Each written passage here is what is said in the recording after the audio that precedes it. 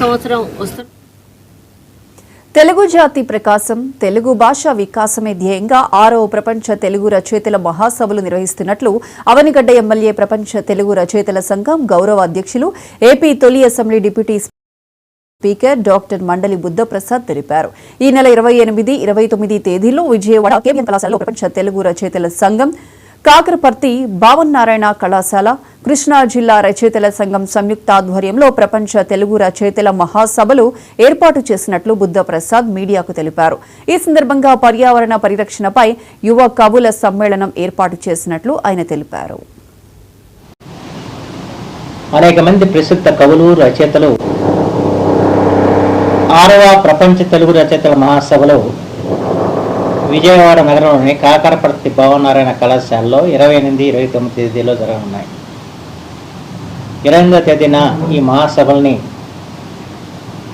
Supreme court పూర్వ ప్రధాన న్యాయమూర్తి జస్టిస్ నూతలపాటి వెంకటరమణ గారు ప్రారంభిస్తారు. ఆంధ్రప్రదేశ్ శాసనసభాపతి శ్రీ చింతకాయల అయ్యన్నపాత్రుడు గారు, ఉపసభాపతి శ్రీ రఘురామకృష్ణరాజు గారు ముఖ్య అతిథులుగా పాల్గొంటారు. అనేక మంది ప్రసిద్ధ కవులు, రచయితలు ఈ సభల్లో పాలు పంచుకుంటున్నారు. దాదాపు 1400 మంది రచయితలు ప్రతినిధులుగా నమోదు చేసుకోవడం జరిగింది. అలాగే ఈ సభల్లో ప్రత్యేకమైన విషయం ఏంటంటే, యువ కవులకి ఎక్కువ ప్రాధాన్యత ఇచ్చి వాళ్ళకి వివిధ సాహిత్య ప్రక్రియల్లో శిక్షణా తరగతులు కూడా నిర్వహిస్తున్నాం. దాదాపు 300 మంది విద్యార్థులు ఈ సభల్లో పాల్గొంటూ తమకున్న కవితా శక్తిని పెంపొందించుకునే ప్రయత్నం కూడా చేయనున్నారు.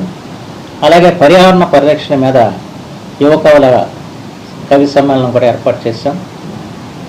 ఈ రకంగా వాళ్ళ తెలుగు జాతి ప్రకాశం, తెలుగు భాష వికాసం అన్న ధ్యేయంతో ఈ రచయిత మహాసభలు ఏర్పాటు చేస్తాం. ఈ సభలను అందరూ కూడా జయప్రదం చేయాలని చెప్పి నేను మనసారా కోరుకుంటున్నాను.